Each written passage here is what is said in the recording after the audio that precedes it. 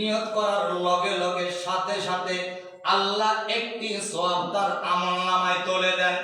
বান্দা যদি ভালো কাজটা সম্পাদন করে আল্লাহ সুবহানাহু ওয়া তাআলা তার আমলনামার মধ্যে 10টা নেকি লিখে দেন। আল্লাহর নবী বলেন, বান্দা যখন খারাপ কাজের নিয়ত করে কোনো কিছু আল্লাহ লেখেন না, কোনো গুনাহ লেখেন না। খারাপ কাজটা সম্পাদন করলে মাত্র একটা গুনাহ লেখেন।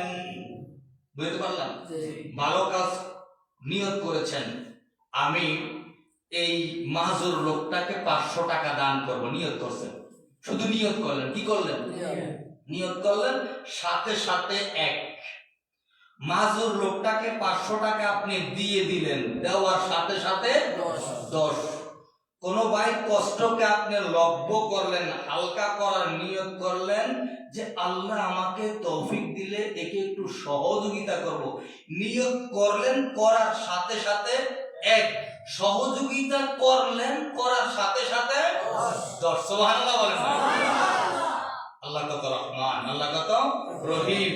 খারাপ কাজ করার নিয়ত করেছেন, আল্লাহ এখনো কিছু লেখেন নাই। খারাপ কাজটাকে সম্পূর্ণভাবে ক্লিয়ার করেছেন, মাত্র একটা গুনাহ আল্লাহ লিখেছেন।